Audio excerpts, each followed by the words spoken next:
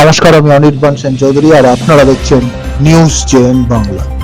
গতকাল যাদবপুরে যে ঘটনাটি ঘটেছিল সেই ঘটনার জেরে বর্ধমানে বিক্ষোভ মিছিল। দেখে নেব বিস্তারিত, সঙ্গে থাকুন। গতকাল যাদবপুরে যে ঘটনাটি ঘটেছিল সেই ঘটনার জেরে বর্ধমানে বিক্ষোভ মিছিল এবং সভা এসএফআই এর পক্ষ থেকে তাদের মূল দাবি ছিল শিক্ষামন্ত্রী ব্রাত্য বসুকে পদত্যাগ করতে হবে। সেই পদ থেকে দাবিতে তারা মিছিল করে এবং ব্রাত্য বসুর পুতুল পোড়ানো হবে এই কর্মসূচি তারা নিয়ে থাকে। যদিও পুলিশ প্রশাসনের পক্ষ থেকে কর্মসূচির জন্য পারমিশন দেওয়া ছিল, তবে কুশ পুতুল পোড়ানোর জন্য পারমিশন ছিল না। জোরপূর্বক কুশ পুতুল পোড়ানোর চেষ্টা করে এসএফআই। পুলিশ প্রয়োজন পড়াতে রাস্তার মধ্যে ঘুমিয়ে পড়ে এসএফআই ছাত্ররা। এ নিয়ে পুলিশের সঙ্গে ধস্তাধস্তি শুরু হয়।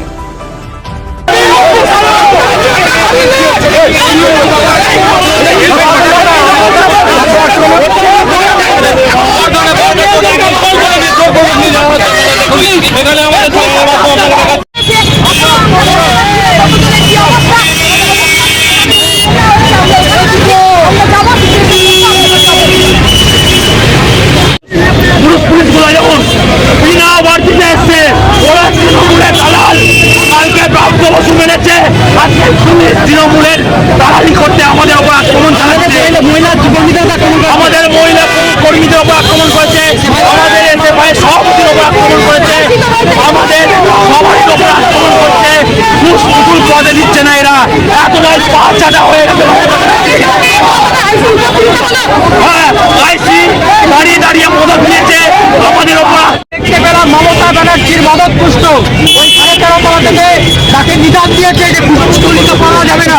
তাই যে ছাত্রগুলো আক্রান্ত এদেরকে বাঁচাতে পারেনি, আজকে পুজলিকে মেরেছে, কুশশীকে মেরেছে, ছাত্রীদের শিরোতাহানি করেছে রাজেশ মাহাতো।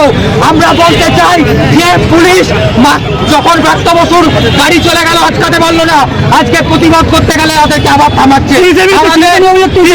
তিনজন হসপিটালাইজ হয়েছে, জেলার সভাপতি বমির ভৌমিক, জেলা সম্পাদককে রাস্তায় ফেলে পুলিশরা জুতো দিয়ে মেরেছে। আমরা চিৎকার জানাচ্ছি, এই শুরু হলো, আজকে সারাদিন রাস্তায় থাকবো।